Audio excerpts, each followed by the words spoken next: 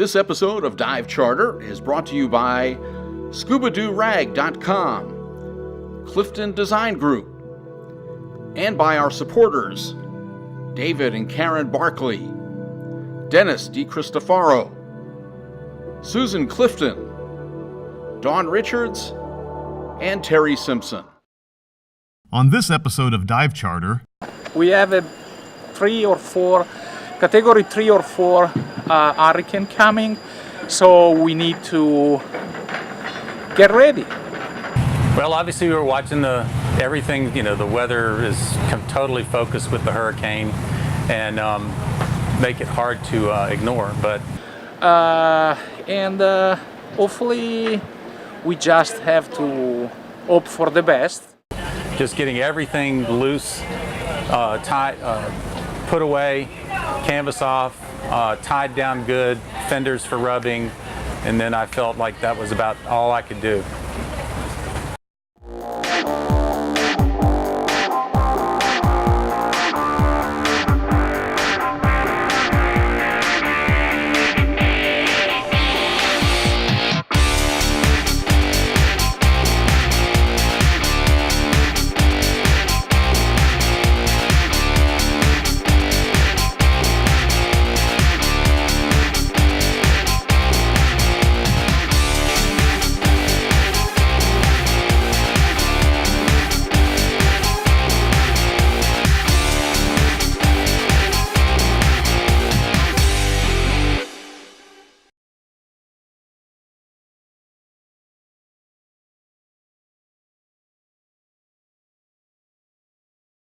one of the few drawbacks to living and working in South Florida is hurricane season.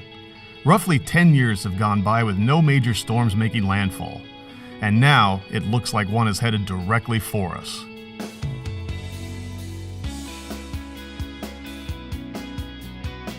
Those of us who live in South Florida are all too familiar with scenes like these. Shutters and plywood going up, searching for supplies in stores, and evacuation traffic backed up for miles.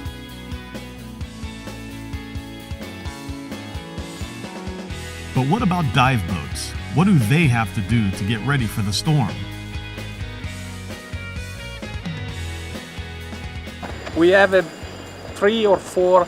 category 3 or 4 hurricane coming, so we need to get ready.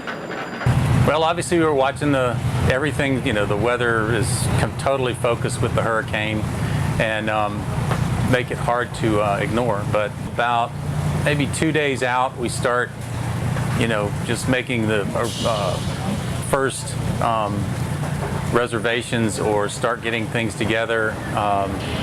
When the hurricane warning is issued, that's when we move the boat, cancel trips, start battening down the hatches. Cooler is going to be removed from the boat. Again, all the life jackets, fire extinguishers, anything loose needs to be secured and put away. So we either put it away down below or we'll take it off the boat and put it in storage while the storm passes through. So we're lucky enough to be in a marina with the, you can probably see behind me these concrete floating docks.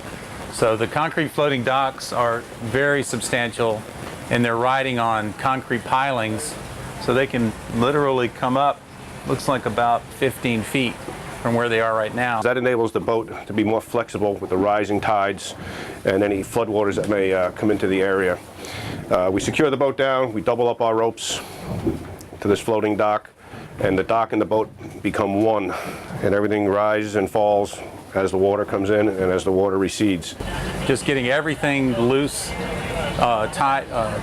put away, canvas off, tied down good, fenders for rubbing, and then I felt like that was about all I could do.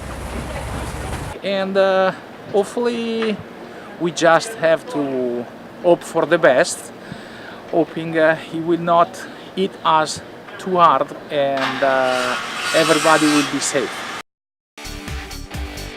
When we return, as Hurricane Irma continues to get closer, final preparations are getting completed and the weather takes a turn for the worse.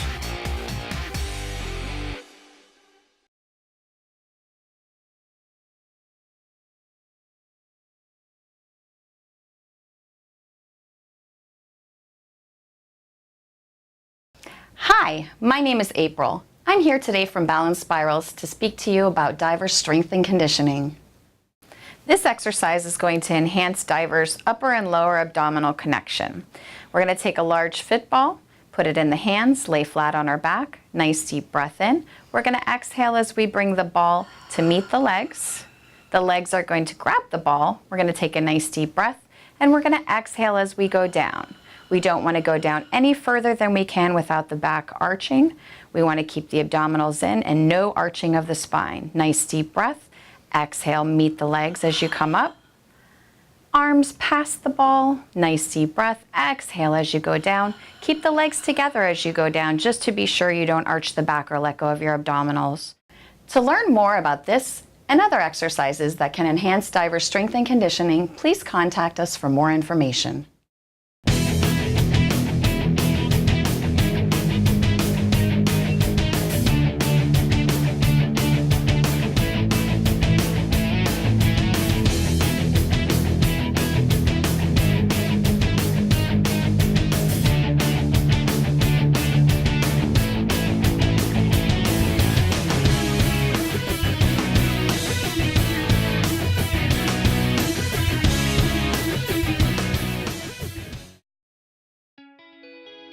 As Hurricane Irma continues to move towards South Florida, the boat crews are finishing up last-minute preparations.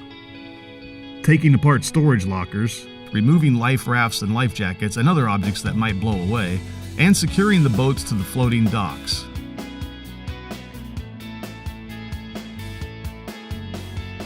Yeah, we are tying up the boat, getting ready for the hurricane, working on the lines and try to make it awesome, well prepared to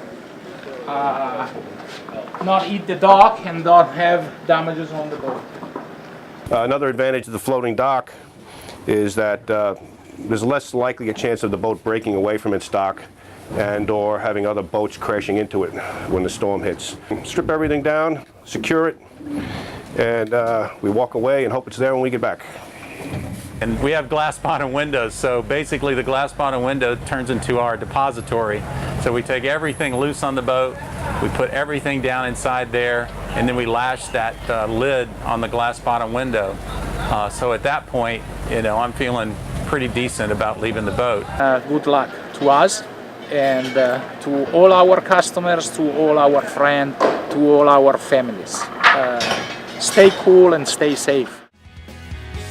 As Hurricane Irma begins to make her presence known, there's nothing else to be done but to wait out the weather. Rising waters and wind-driven rain are the norm for these storms, and damage to property and trees is inevitable.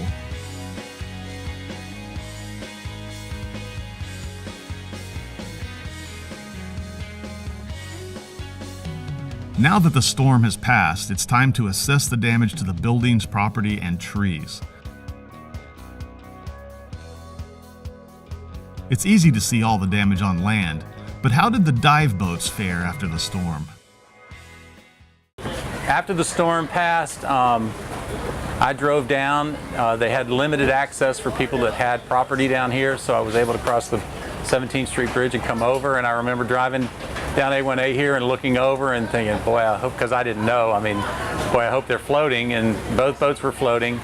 And then we have the dive shop, so as I pulled in, I was hoping that there wasn't you know, a watermark up on the window in the dive shop, and that stayed dry, so all was good. So then we you know, called the crews down and got as much help as we could from the staff to put the canvas back on, the vinyl windows going around the side, all the sides that have the signs on them, they're all lashed in, and that took us about, I guess, 2 days to get all of that stuff put back together.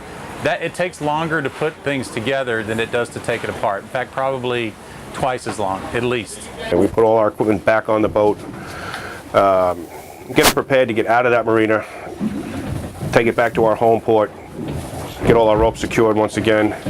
Just a normal way of keeping the boat. Everything is back in place, all our life jackets are back on, all that equipment that we took off is all placed back on the boat again. When we return, we've already seen what happens on land during a hurricane, but what happens underwater? you could see parts of the coral reef that you weren't able to see before because of the way the sand had shifted out. If we get a good storm, it's not unusual for a wreck in 80, 90, even 100 feet of water to get moved.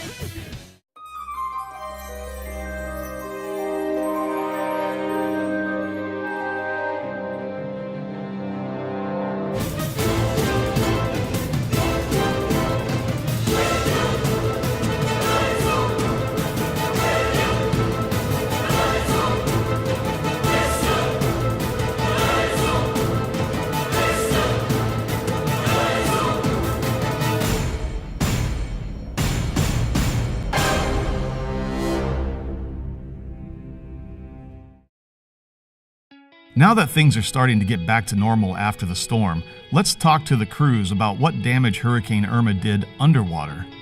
Here's Captain Bob of Scubatyme III, based in Pompano Beach. The reefs do tend to take a beating. We had a storm last year, and a lot of the larger objects, the fans, the large sponges, they get destroyed, they get bounced around, they crash into each other, they're rolling around on the reef. And everything tends to pile up on the reef in the corners and nooks and crannies. So you do see a lot of devastation when you get back out on the reef. Most of our diving here is in 30 to 80 feet of water on the reefs. And you get a good storm come through, those swells and those heavy waves do have an effect, and the reefs do take a beating. A couple of our local wrecks here, the Captain Dan had a smokestack on it, for instance, and that was destroyed. Moved several feet from the wreck and just ripped off of it. That wreck is in 100 feet of water. We've had a couple of other wrecks in shallower water. The Okinawa, one of our newer wrecks, was moved a bit. 50, 60 feet maybe. Not a lot, but moved nonetheless. And another one of our wrecks, the Ancient Mariner, had its wheelhouse totally ripped off and it just tossed out into the sand. Just ripped it right off. Put it out in the sand and opened it up. Sometimes when these storms come, the wrecks will change a little bit like this, and an area that may not have been accessible before now suddenly is accessible. Just 8 miles south of Scubatyme III is Fort Lauderdale, the home of Sea Experience 2. Here's Captain Bill with a damage report from Fort Lauderdale dive sites. And that took us about, I guess, 2 days to get all of that stuff put back together. And on the end of the second day, I said, hey, why don't we go out and see what the diving's like? So, we all hopped on the boat, grabbed some tanks, went out and went to the Hog Heaven artificial reef site out here. And Ryan, one of the instructors and captains, jumped in the water to set a line. And then about 2 minutes later, he came back to the surface and he was just laughing. I'm like, what are you laughing about? And he had the chain, he had the end of the line. He goes, there is no way we can dive here. Because he said literally he could barely see his hand when he touched the front of his mast. The water was solid milk. So, and that went on for, it didn't clear up for probably like almost 2 weeks. Some of the wrecks, have, I think they shifted just a little, but they weren't damaged. The wrecks that we're diving have been down for a long time, so they've been through Wilma, and actually some of them went through Andrew. But I didn't notice a lot of real damage, just things shifted a little bit. On the reef, everything was covered up with sand, at first, so that was kind of worrisome, but it seems to have cleared off now. Also, a lot of the sand moved, so there were sections where it's actually deeper than it was before, because it seems like some of the sand just shifted out of the area. I don't know where it went, but that was kind of, you could see parts of the coral reef that you weren't able to see before because of the way the sand had shifted out. Other than that, pretty much, you know, it's all good and things are starting to recover, so it's back to business.